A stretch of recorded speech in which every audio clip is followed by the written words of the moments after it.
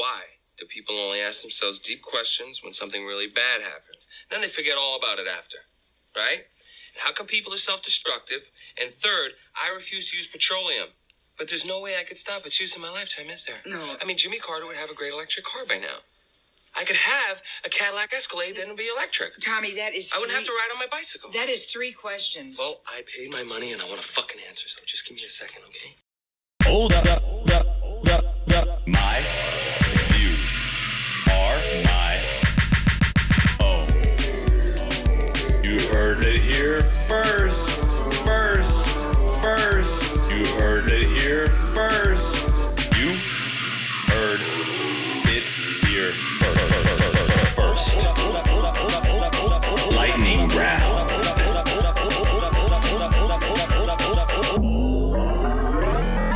Dangerously close.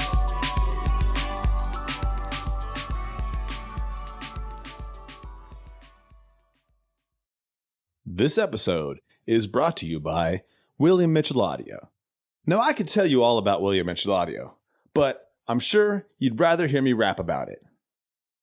Now, this is a story all about how my life got flipped, turned upside down, and I'd like to take a minute. Just sit right there. I'll tell you all about how this podcast got sponsored by WilliamMitchellAudio.com.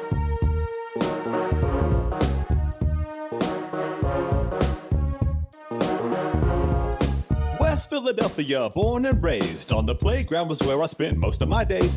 Chilling out, maxing, relaxing, all cool. All shooting some b-ball outside of the school. When a couple of guys who were up to no good started making trouble in my neighborhood. I got in one little fight and my mom got scared. And she said, you should get sponsored by WilliamMitchellAudio.com.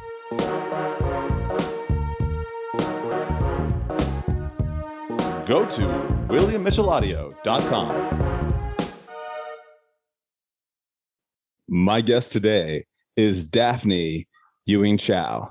Daphne is an award-winning environmental writer with a focus on food and agriculture, and commutes between the Southern Caribbean in Barbados and the Northern Caribbean in the Cayman Islands. She has a master's degree in international economic policy from Columbia University and writes for the New York Times, the Sunday Times in London, several other publications, and is a senior contributor for Forbes magazine. And honestly, I could go on and on and on, but you didn't come here to listen to me go on and on. You came here to listen to Daphne talk. So what's up, Daphne? Hey, Doug, how are you? I'm great. I'm just happy to have you be here. I'm beyond excited to be here. It's like the best thing to happen to me in months. I was, I guess just let everyone know, like, because we started talking before I'd hit record and I was like, oh shit, I got to hit record because I felt like you were about to start dropping all kinds of knowledge and I was going to miss it. So we got into it. Fortunately. So funny. Speaking of listeners, the new thing we do now is we take a couple questions from the listeners. So you mind doing that real quick and we'll just kind of see what people had to ask. And I guess it's for both of us. So I'll try and help if I feel like I know anything at all, but I'm certain I don't. Okay. Okay. First question is from Yogi Zorananda. Zorananda wrote, regarding food systems, which organizations or individuals have made successful, oh man, I don't know what this stands for, SFS, Sustainable Food Systems. Sorry. Okay, so wait, just read that again. Sorry. Okay. I'm sorry, I messed up the acronym. I actually emailed him and I asked him what the acronym meant and he told me and then I blanked. I didn't even know that. Regarding food systems, which organizations or individuals have made successful, sustainable food systems? Okay, so he's asking, I'm going to like try to understand what he's asking and then like you can edit before that. McDonald's. So, no. Exactly. So he's asking like which companies have like been trying to make things better, or which organizations, as in NGOs, or like, I'm trying to understand the question. Just read it one more time. I actually already put it away. Okay. But I mean, I can remember it He was just saying, so like, are there any companies or individuals like specifically that you can think of that have come up with like a sustainable food system. And I guess like what that would mean would be like, What it would look like? yeah, what's it look like and maybe who's doing it, I guess. Okay. In order for a company to, I guess, totally operate from the perspective of an entire sustainable food system, they'd have to be completely vertically integrated, which basically means like all like the transport and the logistics and the manufacturing and the retail and all of that would have to come together as one. So obviously, in this world, like it's pretty much where all of that is kind of divvied out and outsourced and shared among various people. And as a result of that, there's nothing that's truly sustainable because, basically, truly sustainable would mean net zero. And you've got to transport things to places. Everything you do has a footprint. So you can never be like, 100% sustainable unless, you're doing things for the benefit of the environment, and then it sort of balances itself out. And I would say in terms of people who are trying to do that. Well, while you're thinking, can I give my answer? Sure. My answer is McDonald. Native Americans like 4 or 5 centuries ago. That's my answer. Yeah, and actually it's people who live closest to the earth are the ones. Actually, you know what? Thank you for that, because my answer to that is that there's actually no company. I was trying to put it in a politically correct way. Yeah. But there is no company, no big business that is doing it totally sustainably. What people try to do is give back and try to make it balance out. But the ones who don't have to do that, who don't have to backpedal and get involved in corporate social responsibility and try to sort of negate all the ill effects on the environment of what they're doing, they're the ones who are living closest to the earth. They are the regenerative farms that bring in people from the community and have the people in the community work on the farm. They respect the soil. They sell their foods in local shops where they sell it themselves. They're affiliated with restaurants. Those are the truly sustainable entities. And I don't know of a big business. Yeah, there's no corporate analog to independent farmers and local food production. So, yeah. Yeah, exactly. So definitely, I was killing myself because, obviously there are like big food businesses that are trying to do stuff. And for anyone who's even remotely like conscious about these things, most of it is a huge eye roll. And I struggle with it because I want to say nice things, but I'm also like, I can't. There's nothing wrong with answering this question honestly, that there are no corporations that are creating sustainable food systems at this time. So I fully stand behind you in that answer. So Zorananda, that's the answer, man. It's just independent farmers and local food sources and indigenous people. Like that's who's doing it. Exactly. And yeah, like indigenous people, because they're taking a whole new element into it. Not only are they bringing community into it, but there's a whole spiritual side to it also that is so connected to the earth. So definitely indigenous people. Okay, you ready for the next question from a listener? I'm ready. I hope I do a better job with that one. This once again might be one of the ones where I don't like, maybe it's the way I read them that doesn't help, but this question comes from Heather Levita.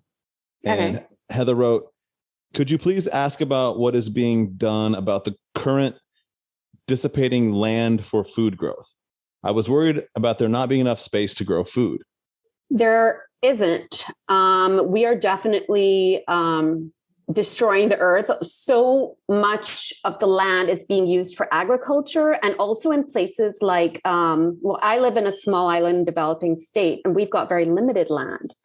And our primary source of income here is tourism. So of course, rather than valuing the land for food, they value the land for development. So hotels are going up and all kinds of developments that promote tourism, to promote the offshore sector, and agriculture is sort of being stifled. And as a result, what you get is factory style agriculture going on in certain states in the world, and it's really unhealthy for the earth. And then you have people who want to be sustainable and use little plots of land to practice agriculture, and they put up like vertical farming systems, which are effective but cost a lot of money. There is limited land. It isn't a threat to our food security because we have so much technology to get around it. But yes, we do have limited land. This actually reminds me of an episode I did on regenerative farming not too long ago, and where I learned about something I'd never even heard of before. Is called a food forest. Are you familiar with that? Where it's like vertical growing, to use less land to grow more food. Is that? I mean, I think that's in a nutshell the concept. Is that right? So those are very much figments of the developed world. They're very first world concepts. We don't really have much of that in the Caribbean. You won't find much of that in the developing world. It's definitely stuff that's happening in America, which is amazing. And something else I'll say, which I didn't mention before, is that it's also bad to use too much land for agriculture, because you basically, when you use land for agriculture, typical modern agriculture, that involves deforestation. So you basically have to, you're hurting your own biodiversity by practicing agriculture on large amounts of land. So obviously it's really important to protect biodiversity and not use up too much land as well. I'm a huge advocate of the, I mean, I guess right now it's just a theory, but the idea of doing, they're like wildlife corridors. So you would pick certain areas of the United States and you would be like, all of this land is off limits to agriculture or any deforestation of any kind. And what it does is it maintains a space for all of the natural wildlife, and they can move freely between Mexico and Canada through the US.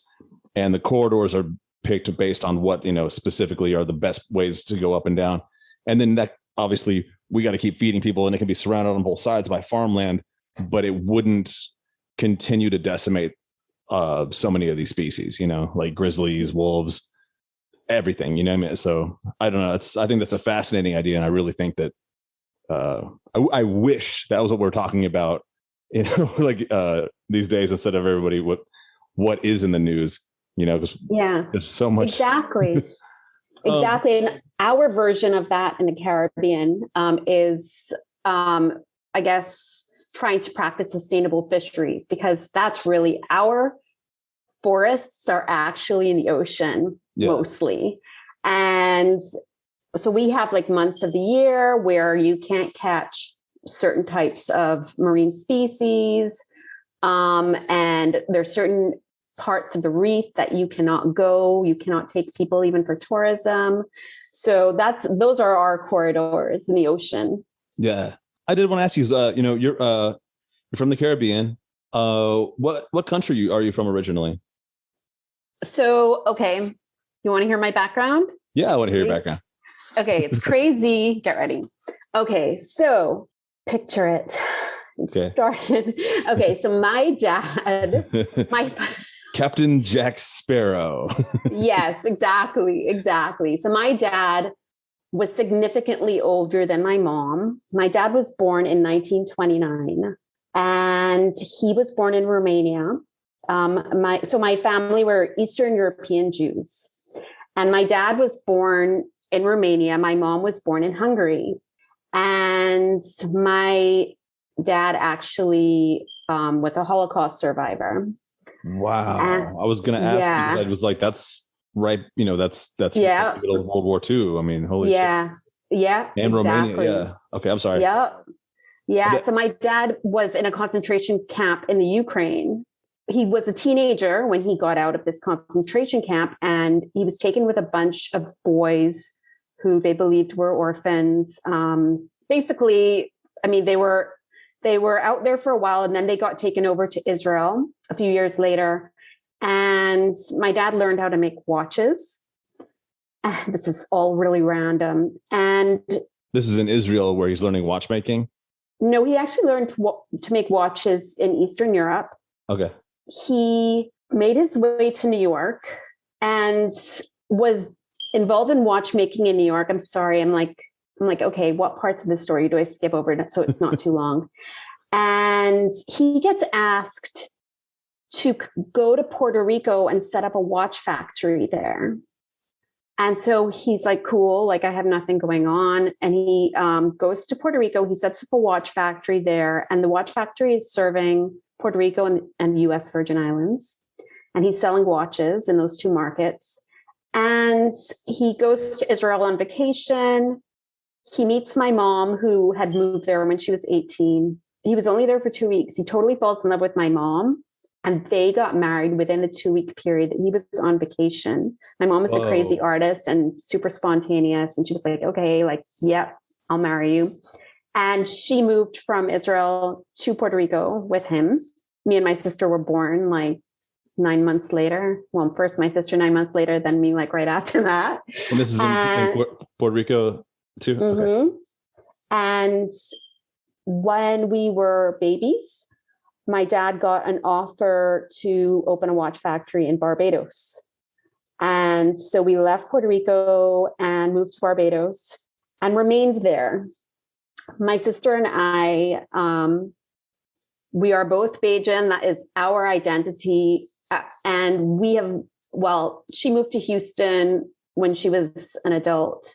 But outside of undergrad and grad school and 1 year of prep school in the States, I have only lived in the Caribbean.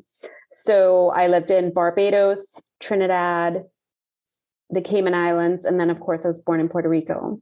Is it pretty easy to travel between countries? I mean, I know that some are harder than others, but... Yeah, it's actually not as easy as you would think. A lot of people ask, do you take a ferry in between islands? And you can't do that anywhere in the Caribbean. Take a ferry. Everywhere is by plane, and airfare is extremely high. Like I'm going to Jamaica next week. My ticket to Jamaica is $400, and Jamaica is 45 minutes from here. Why can't you take a boat? There's no such thing. Oh, that sucks. That's stupid. Yeah. Yeah. And I mean, if I took a boat and tried to go over, like the Coast Guard would stop me and be like, what the fuck are you doing? Like, get your ass back to Cayman. While we're on the sub, because this is a climate related episode, I'm going to go ahead. I want to go ahead and say whoever's in charge of whatever the system is, you know how ridiculous it is to make people take planes when they could take a boat. Like, thank you. You could take a sailboat. You could do literally a carbon neutral trip, and it'd be fine. You just go to your port, show your passport. You can still do it all legally. So yeah, anyway, exactly. I mean, the president of each of these countries needs to hear this podcast and hear me say that. Yeah, I mean, honestly, like, so it's pretty much prime ministers that lead every country. Cayman is led by a premier because it's a British colony. But yeah, people talk about it all the time, but no one's doing anything about it. Well, we got to put a change to that. So here you are, you're in Barbados, and you decide you want to, like, is that like, was this like a thing where you were young and you were like, I want to be a journalist? Was there some kind of like motivating factor where you were like, oh, this is the career that I want to choose? And if so, I guess what I want to ask is the story of what made you want to choose that career in the first place? And then how did you become a journalist? Like, what was your pathway to the career you have now? Okay. So I was always supposed to do this, but it had to chase me. So I've loved writing since I could write, which was probably since the age of 3. I started quite young, and I used to write poetry and stories like all the time. And I used to be really into Barbies as a little girl, and they were always writers. They were always journalists. And I used to like tear pieces of paper and fold them up, and they were newspapers because of course the internet wasn't around then. So like I used to make newspapers and have stacks of these little fake little paper newspapers from my Barbies. I mean, that was always my strength. And my other thing was that I was really into from a very early age was I wanted to change the world. And like, since I was really little, like that was always something I wanted to do. So those were the two things. So I go off to undergrad and in grad school, and I studied stuff that was like definitely geared towards that. Undergrad, I studied sociology and African studies, and then grad school, I studied international affairs with a focus on development. And I thought, okay, I'm gonna, I'll probably work for the UN or an NGO or something like that. And it did not happen the way I planned for it to, because when I was 21, I started dating someone who was a banker. And when I graduated from grad school, well, actually, just before I graduated from grad school, he proposed to me, and he was living in the Cayman Islands. And so I knew I was going to the Cayman Islands, and I ended up getting a job for a bank in the Cayman Islands, and everything started to take. So I ended up marrying him here, and ended up getting a job in banking and remained in the finance area for years. So we ended up leaving here, moving to Trinidad, and then moving back to Barbados. And when I was in Barbados, I was working in venture capital, but first of all, I was not good at it. Yeah. And I hated it. I was constantly trying to steer the business to do more socially redeeming stuff and getting involved in the environment. And I was still very passionate about the environment. And it was while I was working for the venture capital fund that I said, you know what, I'm just going to start writing on the side. And I was doing it for free, totally for free. And I was being published in the newspaper because, of course, I was a good writer.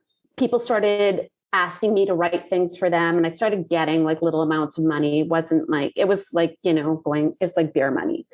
And writing articles about things I was passionate about, and people were sharing it. It was good stuff. So then one day, this woman who heads up like this massive project at the Food and Agriculture Organization reached out to me. It was a climate change and fisheries project. And she's like, I really need someone to manage the communications for this project.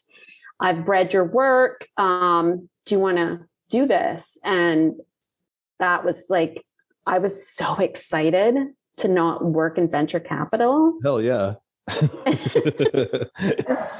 And so I started. Can I back you up just 1 second? Because I have a burning question when you said that you went and you worked at a bank in the Cayman Islands. That I just recently watched the latest Narcos, and they were doing the thing with like the Cali cartel, and actually I guess it wasn't the latest. It was one of the I don't know. It's that show, but they couldn't arrest the top money launderer because he was in the Cayman Islands. And the way that the government works there is if you're in a bank or near a bank, you can't be arrested because the banks are so powerful there. So there's this multi-agency thing going on. So it's like the DEA from the United States is there, and they have a warrant, and they're working in cooperation with the Cayman Island police department. But the police are like, we can't serve this warrant in a bank, and he's in a bank. So you have to wait until he's like, you can only arrest him like in the street or in a hotel. And that's kind of like, you can't arrest in banks. Is that like to this day, is that how it still is? I have never heard of that. Cayman gets such a bad rap. And I think because of it, they actually make it harder for people to like even like open a bank account. I had to produce like sell my life away so that they knew it was me, like give them a blood sample to open a bank account here, because they're so scared of getting in trouble because this country gets such a bad rap. And, going on these blacklists and being monitored and having a lot of like, politicians saying certain things. I mean, it's hard. Yeah. And I mean, I wasn't trying to say anything derogatory about the Cayman Islands at all. I was just, I had just seen that, and I was like, wow, that's fascinating if that is truly a law, or maybe it was a law back in the 1980s when this occurred. No idea. I guess it would have been the 90s. I think it was during the Clinton administration. and maybe I'll they've have to changed it ask since then. someone. Yeah, maybe they have. I have no idea, but Cayman does get such a bad rap. It was like gosh. the police weren't even corrupt. They weren't like, they were absolutely totally working with the U.S. law enforcement agency. They were just like, they're like, yeah, we will arrest this dude for you or with you, but it can't be in a bank and it can't be on the bank's property. So you can't even arrest him like on the front steps. It's because it's still the bank. Because it's Wow. like, because they don't want people. It's because it would be so bad for, because that's, I'm sure their major industry, right, is banking. I could be wrong. Major. Cayman financially has done okay through the pandemic because banking never went anywhere, like people still bank here. It's like Switzerland. Like, speaking of your dad being a watchmaker, it's like Switzerland. It's it's a country that doesn't have enough. Also, speaking of agriculture, it doesn't have enough land that's to create enough food for them to live off of. They certainly don't sell enough watches, but because of the banking industry, they're a very affluent country. So correct. So Cayman is right up there with Switzerland. Definitely a competitor in the offshore sector for sure. So I am so sorry that I took you down the rabbit hole of the Cayman Island banks. No, but I want to listen. Anything is game. You could say anything. Like, I just don't even think there's a way you could like take me down any rabbit hole. Well, I do want to continue talking about your career, and I wanted to ask you, like, what are some of the best experiences you've had as a journalist, or even if you just had like one, like just amazing one you want to share, or however you want to take it. I think I can tell you in general, the ability to help people get a platform, people who are doing amazing things who would not otherwise get a platform, is the most fulfilling thing I can ever describe. It's just so amazing. So here in the Caribbean and in most really small countries that don't get a lot of press, you have people who are busting their asses, working, doing amazing things, like really innovative things, really smart people. And the world never sees what they're doing because either they don't have a lot of money or they operate within small communities. And I'm living among these people and they don't feel intimidated to come and call me and say, hey, I'm doing this great thing, or my friend's doing something fantastic. Would you be interested in hearing their story and writing about them? And so I've been able to meet and become good friends with so many people and get into their minds. So I have so many friends who I became friends with because I wrote about them, and I got to really get into their brains, and they're just such amazing people. In addition to that, because of the work that I do in food systems, I've been asked to serve as a judge for food systems competitions. And so you get in the head of all of these really amazing people with really cool ideas and read these plans of how they want to change the world. And it helps you to think on such a larger scale, because oftentimes these are people who would not have their voices heard otherwise. It's amazing too, like when you have the opportunity, because it can be overwhelming when if you do, I don't know if we were talking about this before we were recording, but when you're looking at like the shit that's in the mainstream media, a lot of times where you're just like, God, this country is just fucked. These people, and everyone hates each other. No one's got any good ideas, so on and so forth. And then if you have the opportunity, like you're saying, when you're just pursuing your own journalism, or possibly, like you said, judging a contest, and all these minds are coming together, all these people are coming together. And that's what I really appreciate the most, is like people that are not, climate doomers, but people that are climate activists, or they do climate action, don't sit there and just be depressed and do nothing, and do something. You'll feel better if you do something. So that's my opinion on it.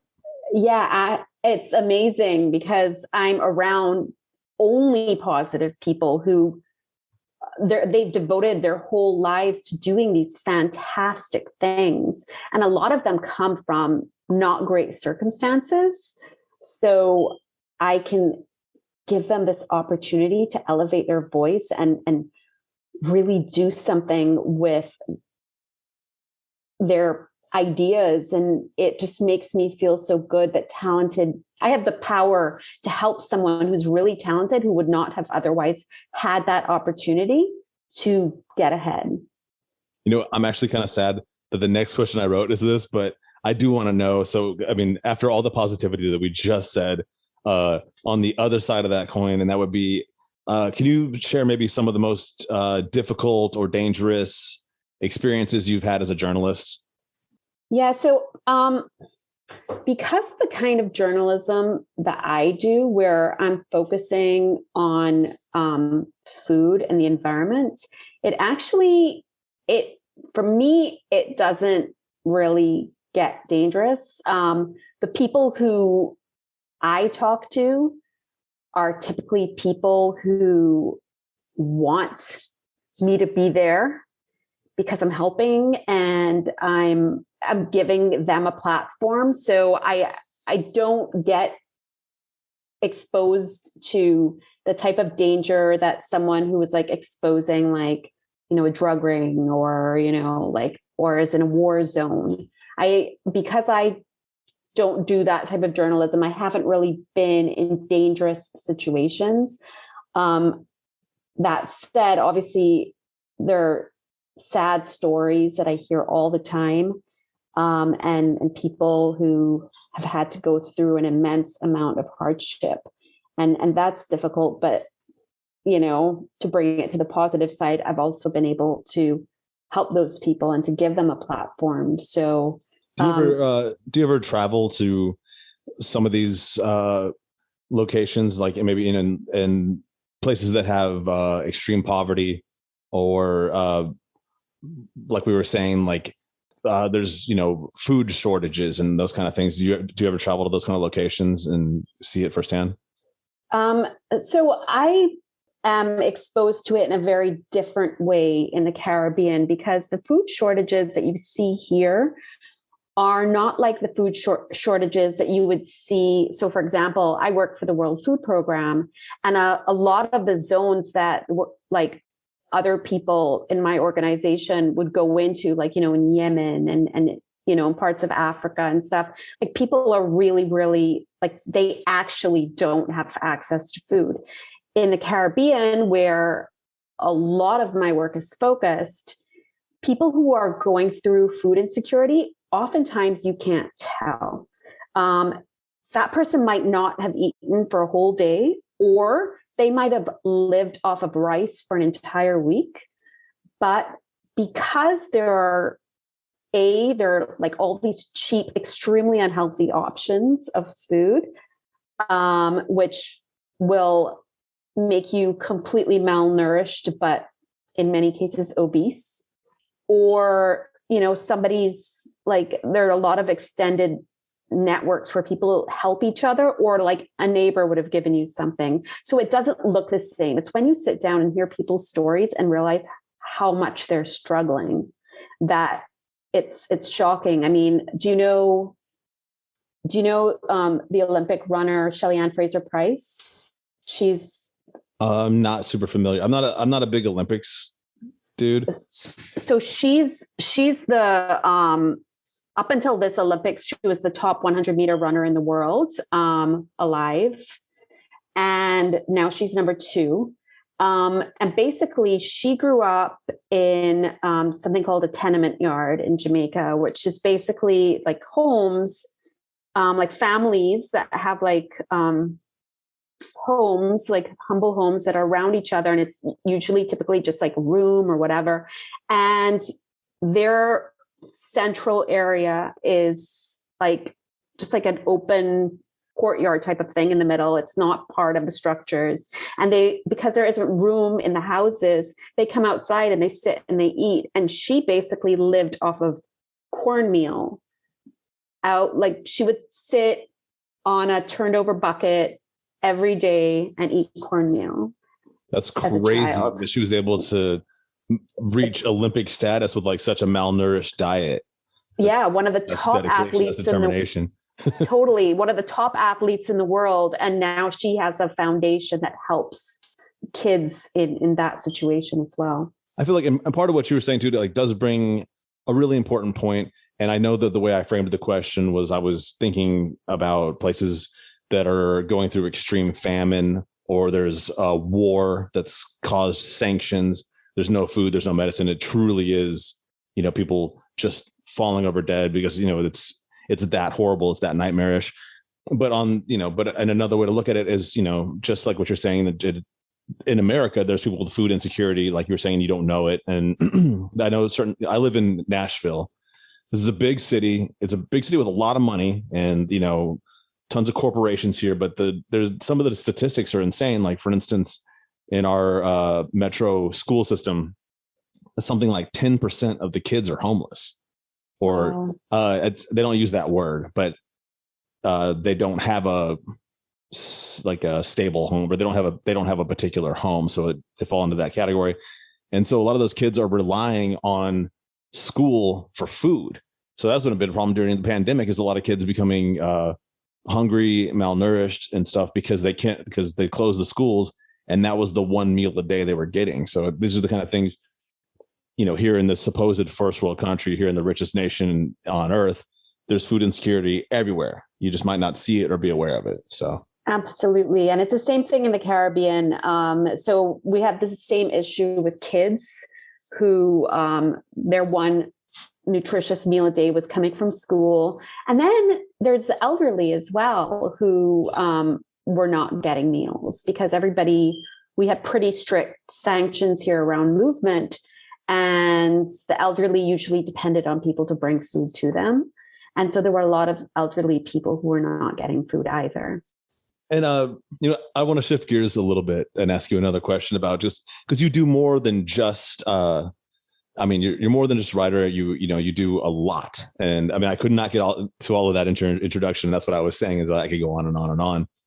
One thing I want to ask you, I'm very curious what it's like, is, what is it like being a speaker at major world conferences and being around those decision makers and all that kind of stuff? And then they have, and they're sitting and they listen to you. What does that feel like? And what's the whole experience like? I think once it's around a topic that I'm comfortable in, which in my case, of course, is around sustainability and food, I know my shit. There's no reason for me to feel insecure about that because it's what I live and breathe every day. So that's number one. And number two, everybody out there that I'm talking to and who's interacting and who's with me is just another human being just like me. Yeah. And either is or has gone through nerves and similar experiences, and none of us are any better or any worse than anyone else. And so I just breathe through those nerves and know that I'm going to be okay because we are all on a level playing field here. Yeah. Just like, one person's life course might have gone in a different direction than another's, but we are literally all the same. You've got mail. Hold up. It's time to check the mailbag. Every week on the show, we check the mailbag to see if anyone has written a message into the show, and then we read that message out loud, and if I have an answer for you, I'll give it to you. So, let's get started. This week's first message comes from Helen Farina. Helen Farina wrote, why did Chuck Lorre have the words "Screw it, Liz Cheney 2024" on the screen of the show I was watching NCIS? Before the show came on, it could have been from the last show. What is this all about? Is he backing her for president in the 2024 election? Wish someone would check it out. American flag emoji. Well, Helen, one thing I got to tell you first off the jump is the only cop show I watch is Law & Order SVU. I've never seen NCIS, so I'm already don't know that. But here's my views from my own hot take. The Doomsday Glacier is probably going to fall off of Antarctica before the next presidential election anyway. So if I were you, I wouldn't worry about it. Thanks for writing into the show. All right, moving on. Our next message comes from Daiby, the Scottish Yorkshireman. And bro, I know that I mispronounced your name. It's one of those Scottish names with like 70 vowels in it, but I'm guessing Daiby is close. Anyway, Daiby asks, what are your thoughts on Scottish independence? Well, I mean, I will say this. I totally fuck with Scotland for sure. But if you guys want to be independent, man, here's what you got to do. So here's the thing. Most people in America, we've seen Braveheart. And so we definitely wanted Scotland to be independent whenever that happened. But if it's going to like happen now, what you got to do is you got to make a Braveheart 2. And I need to direct it. And I need to write it. So you need to contact your local constable or prime minister or whatever you guys have over there. Tell them the situation. Get those tax dollars together, fund the movie, fly me out there, and I will make this. And I'll get you guys free. I'll get you free and independent as fuck. So thanks for writing into the show, Daiby. All right. We've got time for one more mailbag letter to the show. This one comes from Michael Williams. And Michael wrote, while sitting in an airport on a 4-hour layover, do you prefer the erotica paperback you are reading to have a subtle cover, or do you prefer the explicit cover so you can enjoy the shocked look on the faces of those who pass by? Shit, Michael, honestly, I gotta be, these days, I don't even read books on the plane anymore because the seats are too goddamn small. I've been saying it for years now. As a child, I'm too uncomfortable. So typically, I just listen to music or maybe a podcast. But no, man, I'm not usually reading erotica paperbacks to begin with.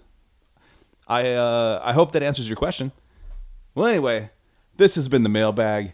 And now back to the interview.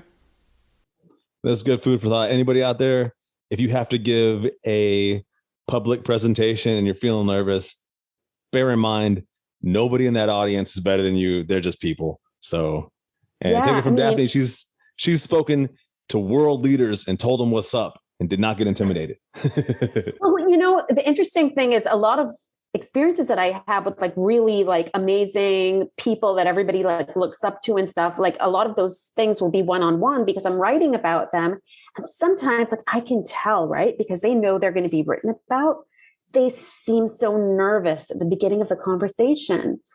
And these are people like who are major, and I'm looking and I'm like, wow, this person is just like me. Like I can tell that they're nervous. And why should I ever be nervous when I realize that they are just like me in the same way that I have compassion for that person? I should have compassion for myself and just be cool with it and have fun. And so this kind of ties into that a little bit, but it's also something that you did speak about earlier when you were saying that some of what you enjoy the most about your job is meeting these amazing people, hearing their stories, making cool friends, get inside their head and like learning cool new ideas. And I think that certainly is part of this, but I wonder if you have any more to add to that when it comes to like how you maintain a positive outlook when, because with your job and the research you do, you are researching, you're seeing how much damage is being done to the earth. And it's always in front of you because you're always writing about it and you're always researching it. So I'm sorry, that was a lot of preamble, but what I was just trying to get at is with all the negativity that you have to look at, how do you maintain the positive outlook that keeps you going? I think with passion and purpose. So I know why I was put here on earth for 100%, which is to create a way for change. And whether it's by educating or exposing people to issues, or it's by giving people who are doing amazing things around those issues a platform to share and get some traction around the work they're doing. If I'm doing those two things and I'm living my purpose and I'm helping to make a change in those areas, I think the most frustrating thing for me is seeing people with power who are not using it for good, or rather are being cowards and allowing certain interests to sway them, or to allow them to turn a blind eye to a lot of shit that's going on because it doesn't suit them and it doesn't satisfy their own agenda.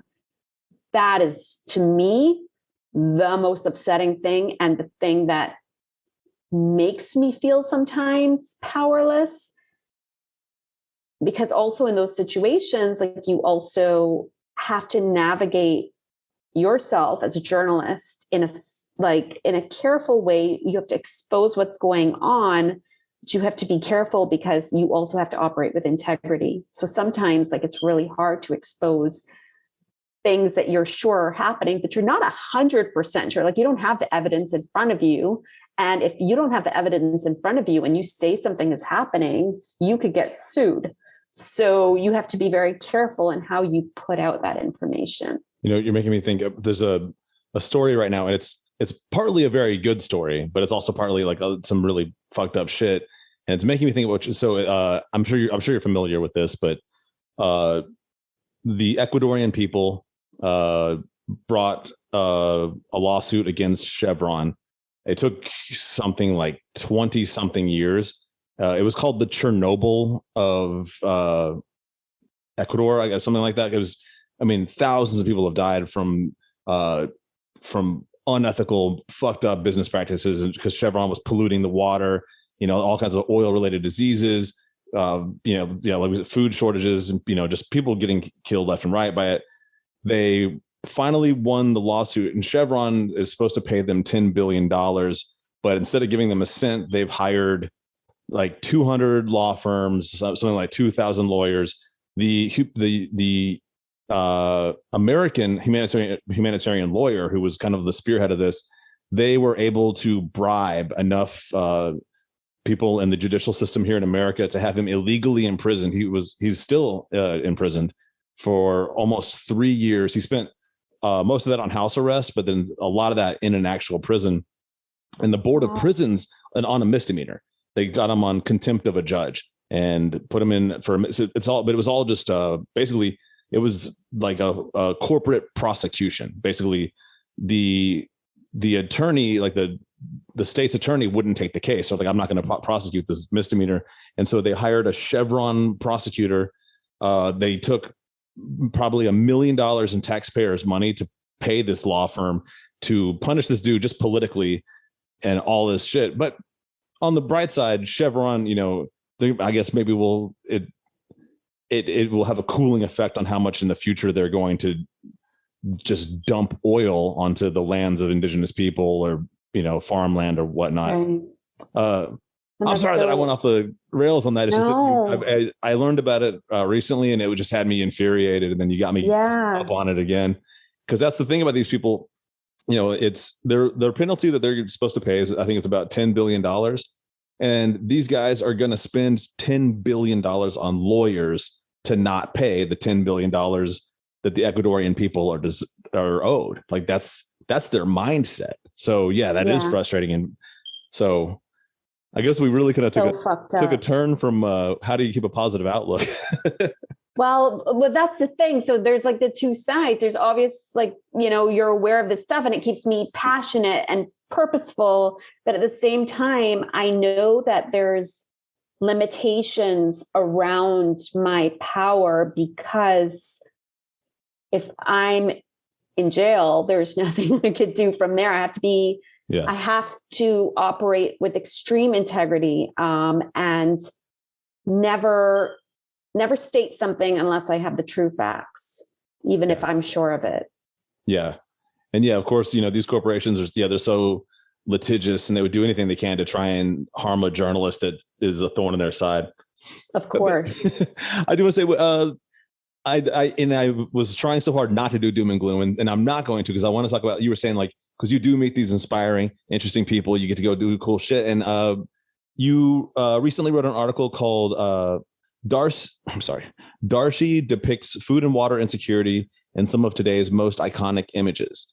And I had a few questions to ask about that article. But I guess if the first one for the listeners I should ask is who is Darshi?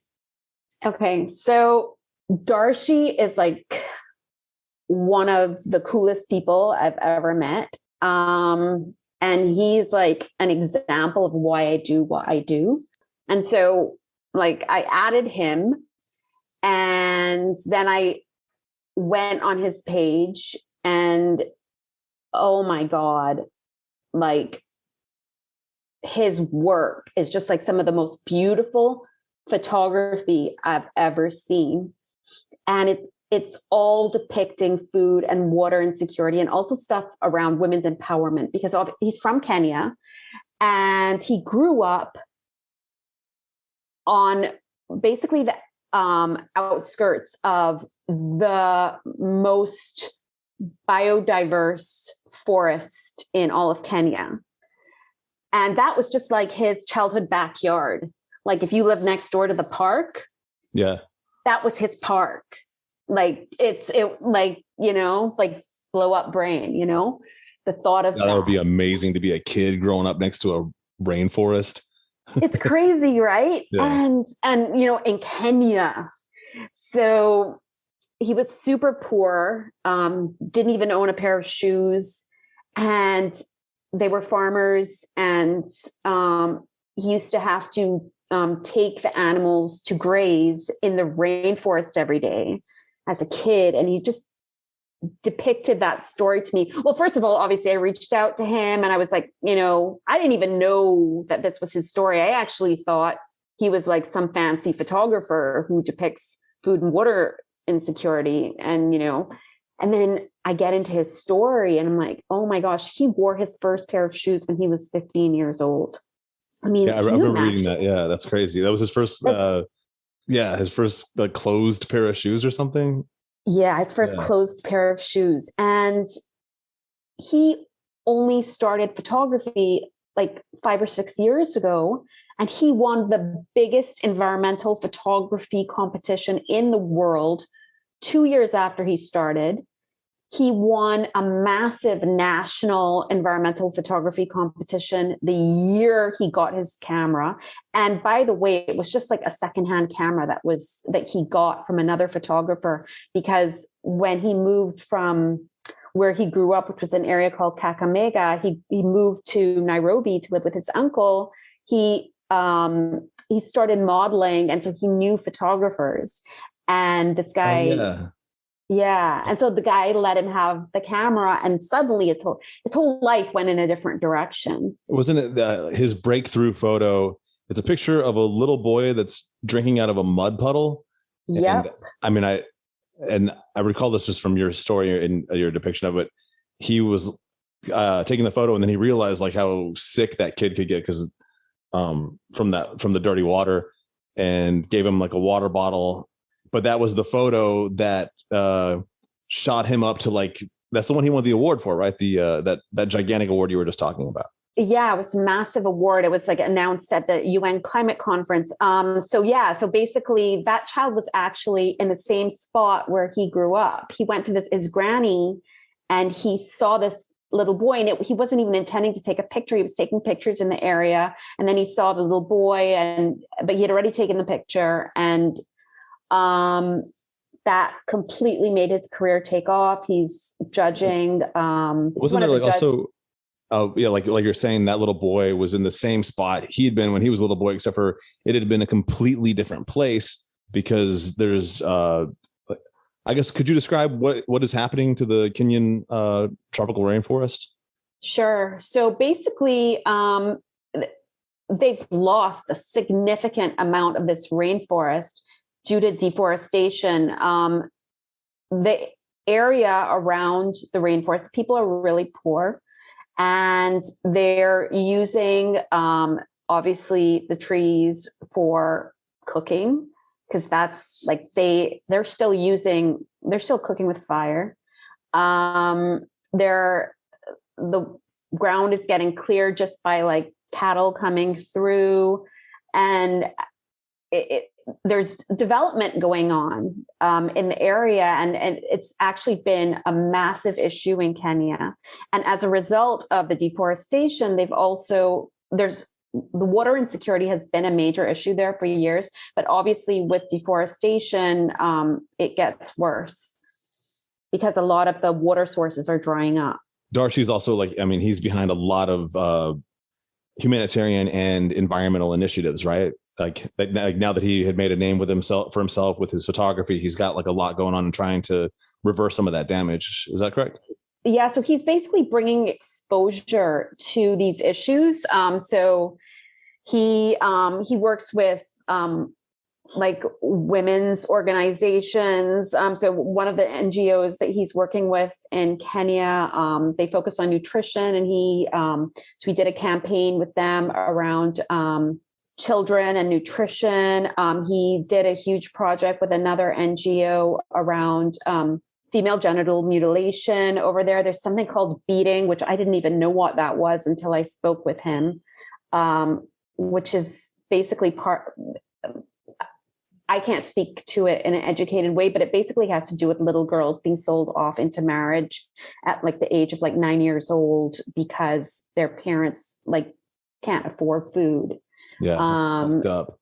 It's so fucked up. And he was working with this organization to bring awareness around that. So we did a lot of work there. He works with fishing villages and their problems around food security. And I would recommend like your listeners, like go to Darcy Photography and follow him and give him as much support as possible because he's trying to make a change in Kenya. Yeah, for sure. And that's spelled DHARSHIE. And actually, I have a question about that.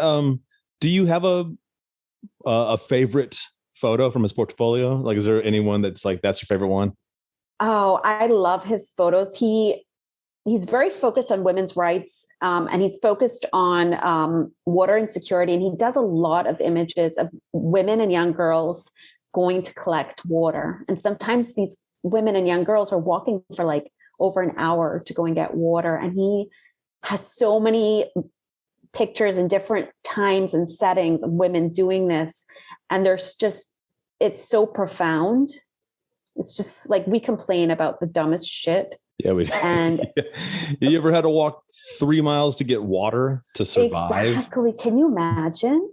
So obviously, like, that picture of that little boy, like bending over to drink water out of a puddle, like that's something that, it's not. And the great thing is with him, it's not poverty porn. It's not people trying to, romanticize this whole notion of poverty. This is a guy who lived in that area, and it was nothing glamorous about, taking these pictures of poor people for him, the way you see a lot of people in the Western world going to third world countries and taking pictures of like poor people. That wasn't what he was doing at all. I know several people guilty of that particular action. I know loads. Well, yeah, everybody check out Darcy, DHARSHIE. Very cool photographer. But I want to talk about another article you wrote. It was called Influencers Called On to Steer Public Discourse on the Climate Impact of Animal Agriculture. And I guess just briefly, what are some of the major impacts of animal agriculture on the environment, just to begin? Okay, so obviously the footprint of agriculture itself is massive. Agriculture is a massive driver of climate change. Animal agriculture is the vast majority of that. So you have obviously, like you hear about like cattle and methane emissions through, burps and farts and all of that. They actually, and which is really, really, really climate change causing. And in addition to that, there are other problems caused by animal agriculture. So in order to create land for the animals to exist on, there's deforestation. You have to clear land. So that's another thing. So, and when you clear land, you kill biodiversity. So that's another thing. And then, of course, the animals are fed soy, corn, and the way they create that food for the animals is through massive, massive pieces of land with monoculture crops, which are these soy and corn crops. The soil is completely destroyed by this type of agriculture. Scientists basically say, like, you can't fix the problem of climate change if you have animal agriculture being practiced the way it is today, which is completely unsustainable. And I'd like to add just something to that, like something to beware of. And that's a lot of people that, are potentially in the scientific community or are a doctor or whatever, and they're bad faith actors, and they have reasons whatever their reasons are, but they have reasons to tell you horse shit about the way it works. And I just recently listened to this guy. I'm not going to say his name, but he's a doctor, he's a nutritionist, and he's trying to sell you a diet book. That's what he's trying to do. And I went ahead and listened to him on this podcast because sometimes I feel like it's in my best interest to listen to people that I strongly disagree with, that I know are full of shit. Just so I am, I'm prepared when someone comes to me with a dumb argument like that. And his whole thing was, because he's all about this paleo diet and, how you must eat meat, and you must eat mostly meat, or, it wasn't quite that extreme. And that wasn't entirely the point. And I don't exactly know in what way he's financed by the meat industry, or, if it's just the American beef industry is like, hey, here's $1 million, go everywhere and take your credentials and tell everybody that we need fucking cattle farms all across the planet. And we need 10 McDonald's in every small town. But I digress. What I want to get to is the point that he was trying to make, is that he was saying that farms that grow plants are actually just as bad as cattle farms. And he was saying, and he also said, he made some very, very stupid fucking arguments along the lines of, like, if you love animals, well, why, because if you make a farm that grows, kale, you have to kill bunny rabbits. And why doesn't a bunny rabbit deserve to live as much as a cow? I mean, it's, oh my God. Well, that's, so I'm saying the thing is, like, if you really don't know, if you haven't heard, if you haven't done any research and you haven't really heard, and you hear this guy making some of these arguments, you might be like, I guess he's got a point, especially if it kills just as many animals, but I mean, you just made the point. This is the thing. In order to feed all the cows, you have to create another set of farmland that just grows monoculture foods that you feed to the livestock, and then you feed the livestock to the people. And it's absurd to say that, for any reason, to say that replacing a cattle farm with a farm that grows anything else is in any way equivalent. They're not equivalent. But like I was saying, you got to beware. In the scientific community, nutritionists, doctors, they're going to make these horseshit arguments. So I just wanted to bring that up. I personally don't think that guy is being paid by the meat industry, because I think the arguments that you just said are so dumb. I think the meat industry has enough money that could hire someone that sounds smarter than that. I guess, but getting back to the article you wrote was about talking about getting influencers, but in this context, we're talking about very influential people, and to use, I guess a really great example would be Leonardo DiCaprio. I guess he's like a great example of someone who is on this subject. But aside from him, I was going to ask, who are some of the most important influencers that are trying to make a shift in the way animal agriculture is viewed globally? So I'm going to age myself right now, because there are probably a lot of people who listen to your podcast who might not know who this is. Do you know who Gisele Bündchen is? Tom Brady's wife. People don't know who Tom Brady is, the football player. I mean, I'm not a big football fan, but I know who Tom Brady is, because how could you not? He's like the most famous football player of all time. Yeah. So his wife, when I was in my 20s or so, she was like the biggest fashion model there was. And both of them as a couple are really into regenerative farming. I did not know that. That's kind of cool, man. I don't know what to think because I don't pay like a lot of attention. Like I said, I rarely watch football, and if I do, it's just the Super Bowl and it's just to gamble and drink beer and eat, and I don't have any skin in the game. But I do know that people have for some reason passionately hate Tom Brady, or they passionately love him. I don't know. I don't get it. But if you're telling me that if they're advocating regenerative farming, then maybe I'm cool. I'm down with this dude. Yeah, maybe because I also sounds like your interest in football is kind of on par with mine. And I went to University of Michigan, which obviously is a huge football school. So for me, like football would be more like, okay, it's a fun thing to do with friends, but I'm not really following. I'm kind of doing something else and socializing. But I don't know, maybe people don't like him because he's alternative that way. I don't know. But yeah, so they're super cool.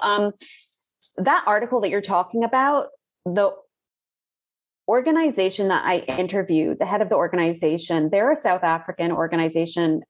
Get this, their name is Animal Agriculture and Climate Change. Like, it's kind of random. It's actually the name of the organization. Hey, why not call yourself what you are? Right? Yeah, exactly. Don't confuse people with your name. Oh, yeah. Exactly. Like there is no room for miscommunication there. And so the head of that organization, she was basically saying to me that there's a handful of influencers who talk so much about climate change, but they don't do enough to make the connection between climate change and animal agriculture. And for some names, I agreed with her, but I did not agree with her on all the names.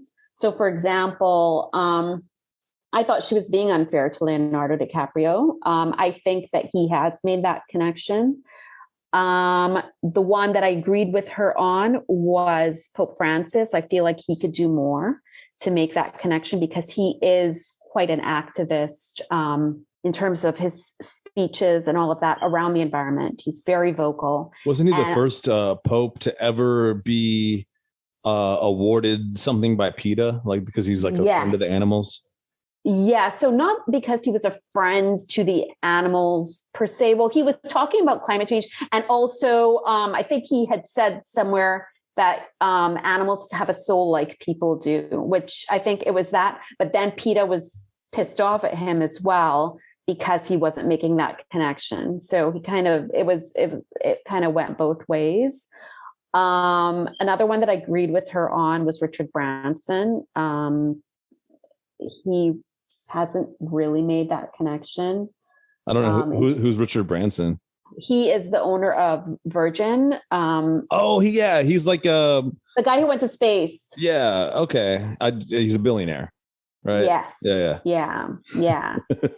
Yep. You don't typically think of any of those guys as having done anything cool, but no, he's a huge disappointment to me.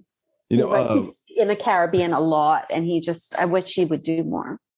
I guess obviously we got to shout out the homie Greta Thunberg for sure, because absolutely. What an awesome way to just come up in the world, just like getting in front of Congress and telling them what the fuck's up, and then she's making the connection. I'm telling you. Oh my gosh, totally. Like I want to be her mom. Like I would be so proud. Oh my gosh, she's a badass.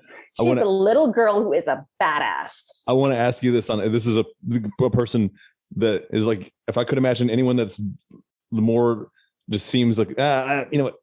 I'm not going to compare and contrast The Rock with fucking Greta Thunberg, but I do want to ask you this. How many tons of carbon emissions do you think could be reduced if The Rock started advocating for everyone to have a plant-based diet?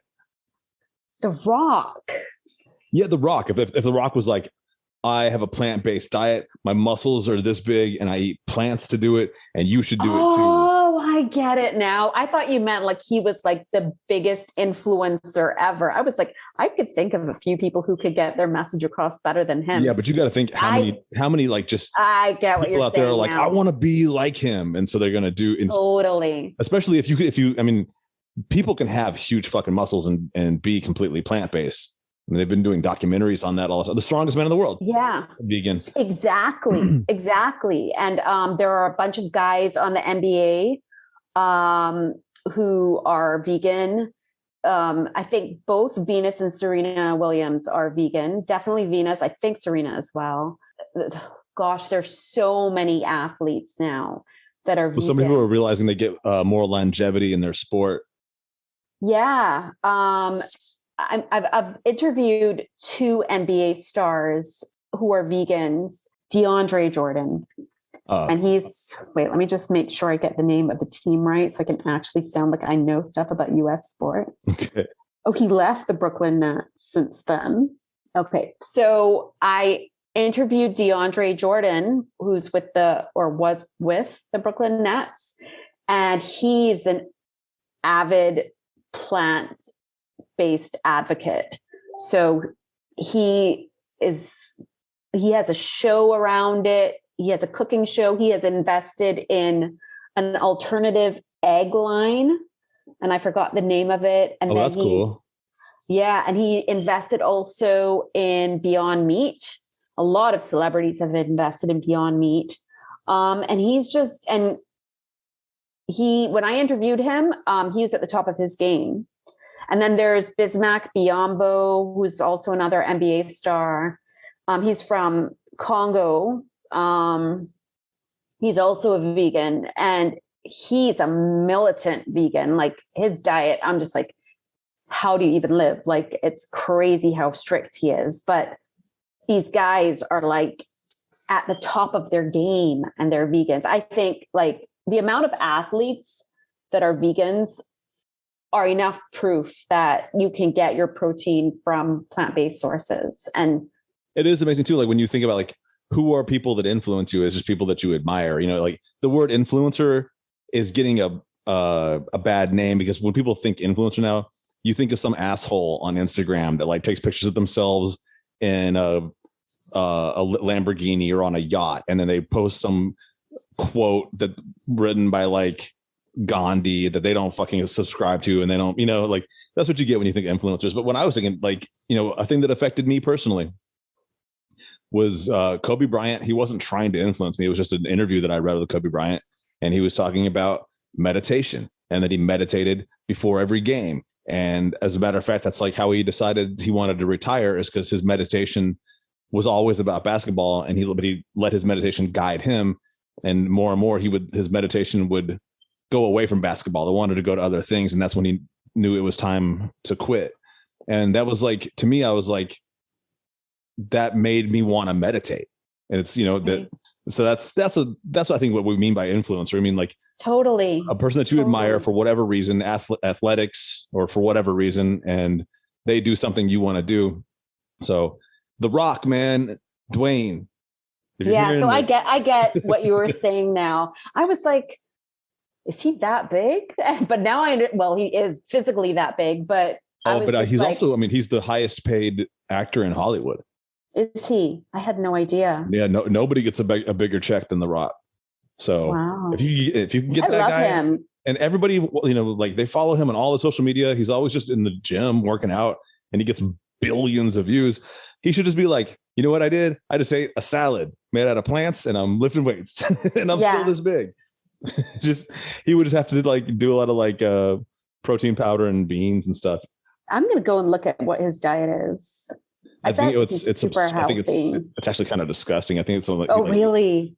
I think he eats like 5 salmon for breakfast and like 5 chickens for lunch. Okay. I will not be writing about him. That was a long time ago when I read that. It could have changed by now. Man, but I gotta ask you, we got more to get to, and I know that the next article has got some interesting stuff as well. And you wrote an article called "Community Will Create Action in Global Food Systems." Dialogue, says World Food Prize laureate. And in this article, you quoted Dr. Lawrence Haddad saying he believes that the most excluded among us need a seat at the table and will help to drive meaningful change. What do you think he meant by that statement? Okay, so remember earlier in our discussion how I was telling you that one of the most redeeming parts of my job is that I get to bring out the voices of people who would not typically have their voices heard. So that's what he was getting at. So basically, we were having this discussion. And by the way, Lawrence Haddad is a rock star. He's so cool. I've done 3 articles with him now. And he's just such an amazing human being, just super humble. Won the World Food Prize in 2018. And he headed up Action Track 5 at the Food Systems Summit, which was the largest food systems event in history. Just a rock star. And me and him were talking, and obviously we both operate in the food systems space, and we're both academics at the end of the day. And we're the ones who are trying to drive food systems change, but we've never, either of us, ever worked a day on a farm. Neither of us. I will not pretend that I have.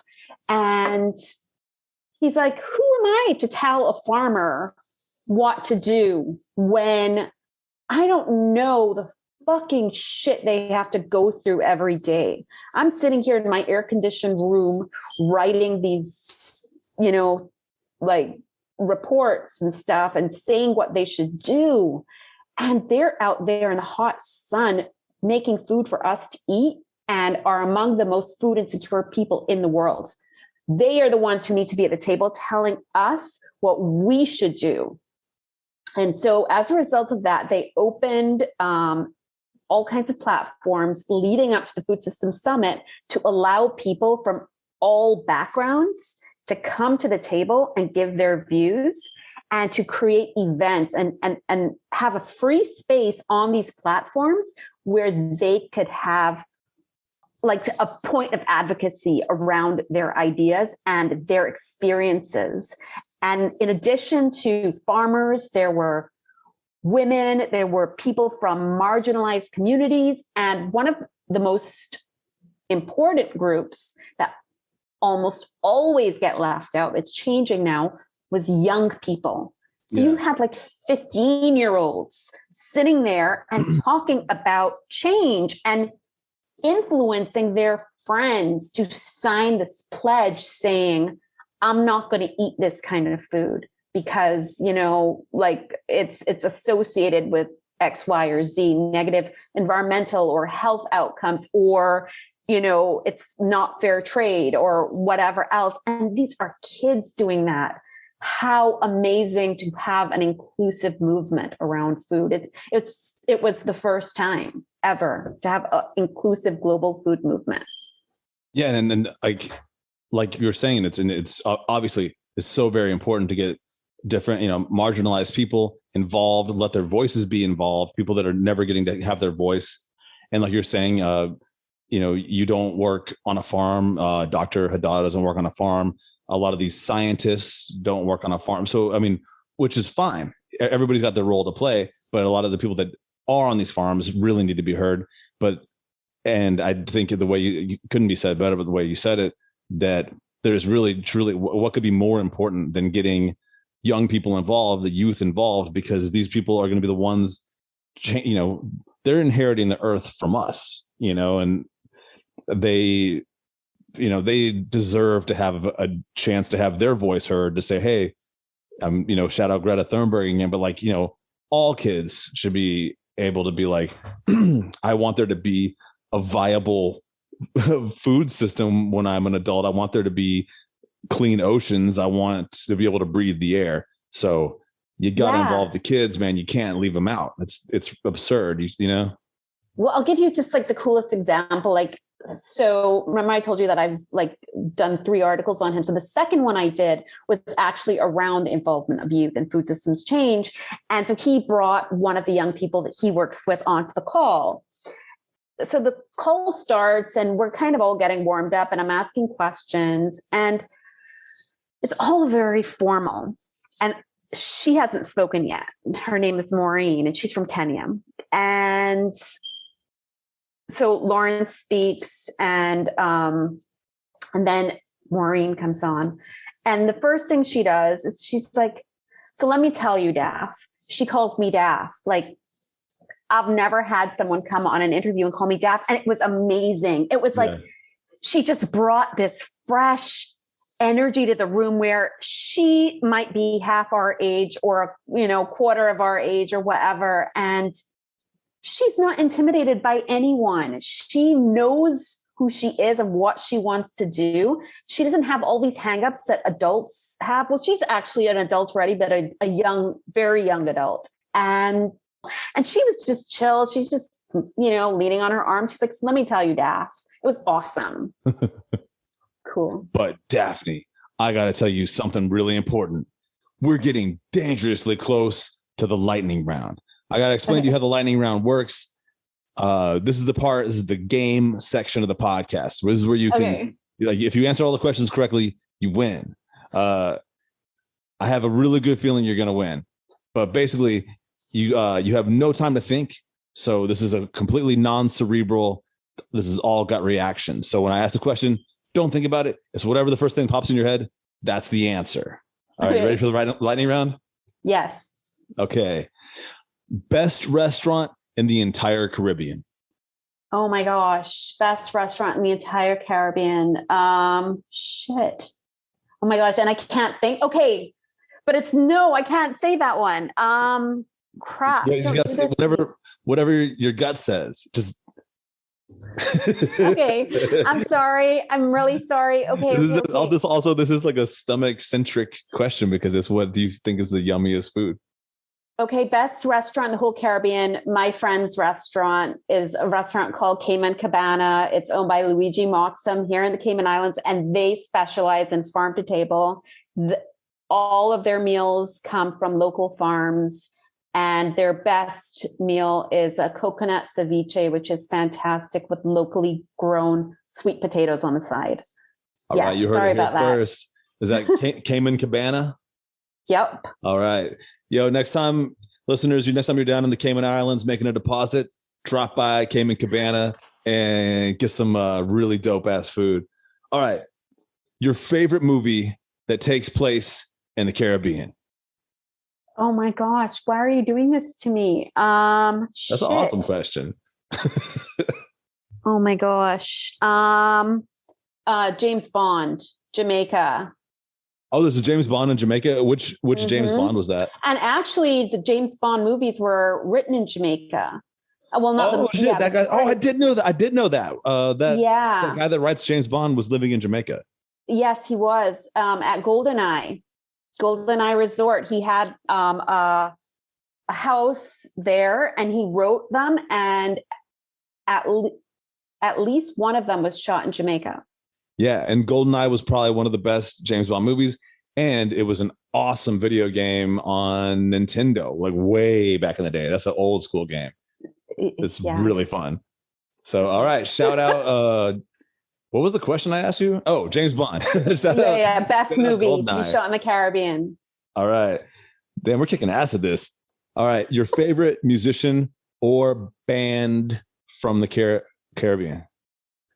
Okay. Living? Oh, they don't have to be alive. Okay, this is going to be so, but just like eye rolling, stereotypical. But I was going to say Bob Marley. Yes, I am, and because his music was just from another dimension, and it's relevant for every generation. His lyrics, all the musical people that have come after him, kind of draw on him. And who's amazing as well, that a lot of your listeners may or may not know, is do you know what soca music is? Soca. Yeah, we were just talking about this in December. I had a guest on here. He was from Guyana. Okay. And he was talking about soca. I don't know why that would be something that you would listen to in Guyana as well. Yeah, the whole Caribbean listens to it. Okay, well, he was because we were talking about a big ass festival they have in Guyana, and he said that soca music is what the festival's all about. Okay, so it was probably their carnival. So our biggest soca artist is an artist called Machel Montano, and he's he's from Trinidad. He is amazing, amazing, amazing. And also a massive environmentalist too. So also stands for positive stuff. What's his name again?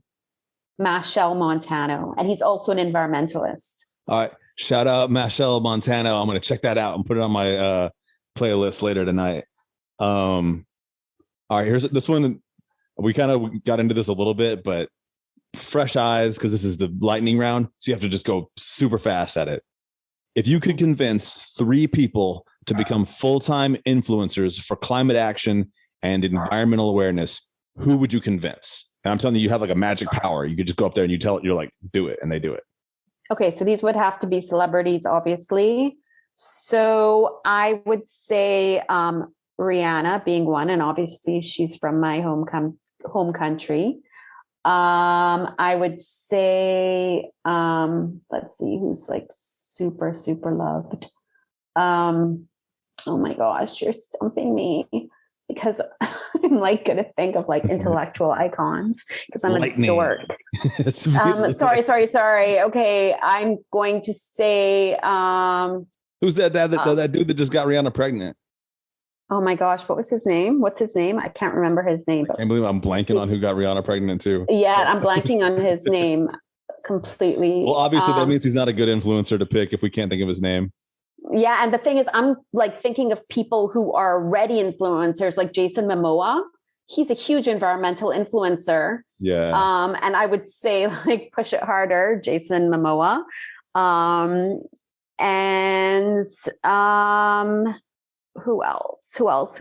Maybe you could pick someone who like sucks, who's like doing bad stuff, and you make them turn good. Oh my God, Donald Trump, man. He's got a lot of supporters. Like, imagine if he went good. Like, he could change a big chunk of the world if he started promoting some good stuff. I don't know, because I know, like, he started like a fire that I don't think he controls anymore. Because remember that he gave that speech and he was like, "Hey, you should get vaccinated," and the crowd fucking booed him. And those are his people. So, man, what if he said something like, "Hey, you guys shouldn't eat hamburgers"? Jesus Christ. Like, yeah. They'd probably turn on him. But still, it would still be awesome. So yeah, so Jason Momoa, Rihanna, Donald Trump on tour together, the Save the Earth tour. All right. That's so funny. This is you know what, just like let's end it on like this is like, in the spirit of Bob Marley. Let's end it on a redemption note, a triumph note. What do you think is one of the best examples of people being able to hold a corporation accountable for an environmental atrocity it committed? Oh my gosh. For me, like when people suffer the most is when there's like a lot of publicity created around the shit they're doing. And oftentimes they don't really hurt in terms of a lawsuit, like the situation that you just explained, but a lot of people stop buying from them, using their services, and that's how they get hit. Ooh, I've got a good one, but this is your interview, so never mind. Tell me. Okay, well, this is just from a past guest. He was on here doing he's the head ambassador for Save the Boundary Waters here in North America, and there's a dirty, rotten mining company that wants to completely just fill the boundary waters, all this pure, untouched wilderness land with like the silt and shit left over from their. They want to mine for nickel. Anyway, the government, there's a lot of people pushing for this, a lot of very powerful companies behind this too, like on the good side, and they just got a 20-year moratorium on mining. So for the next 20 years, they can't touch it. Wow. Well, okay. So, and I mean, so obviously a lot of people brought cases against Monsanto. And like, I see the most recent news story here is Hawaii. They pled guilty to illegally using and storing agricultural chemicals in Hawaii, and they will pay, well, this is not a lot of money, but when you add up all their fines, so this one is they're paying $12 million in fines. So on Wikipedia, they have a list of Monsanto cases. I mean, Holy so shit, many people have. That's like if I went in the street and just like beat a random person with a baseball bat and the cops came up to me and they're like, that'll be 10 cents. Yeah, That's what that exactly. fucking equates to, man. Yeah. So let's see. But yeah, like you said, it adds up. I mean, Well, there's hidden- so many Yeah. cases against them. all right, well, people, you heard it here first. Go sue Monsanto for something, man. Oh my god, this podcast is gonna get sued by Monsanto. Daphne, I've got one last question to ask you. And it's the most important question of the entire interview, and that Oh my is, gosh. where can people find you, check out your work, all that stuff? Okay. So please, please, please follow me on social. My handle on Instagram is weird. It's Daphne _Ewing-Chow _writer. On Facebook, it's Daphne Ewing-Chow. On Twitter, it's Daphne Ewing-Chow. On LinkedIn, it's Daphne Ewing-Chow. And on Forbes, where you can see the majority of my work, it's www.forbes.com/sites/Daphne Ewing-Chow. I know I would highly encourage people to go to that because it's so easy to navigate. It's got an archive. You can go back and like pick and choose which articles you want to read. So that's a really good website to choose for Daphne's writing. That's my personal take on it. I just want to let you know, because that's also all the articles that I brought up in this interview all came from Forbes. And just in case you have trouble spelling my name, the link is in my bio on Instagram. Or you could actually just Google Daphne Ewing-Chow Forbes too. And that's Also, her name is in the description of this episode, so look at your phone. There you go. All right, copy it. Daphne. Thank you so much for being on the podcast. Thank you for having me. This was so much fun. Good night.